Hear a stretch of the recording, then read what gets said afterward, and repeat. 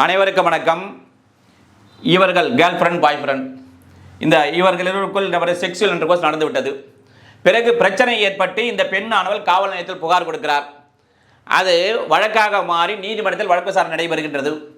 அப்பொழுது இந்த பாய் ஃப்ரெண்ட் இந்த கேர்ள் ஃப்ரெண்டை செக்ஷுவல் இன்டர்கோர்ஸ் செய்தது நிரூபிக்கப்பட்டு விட்டது.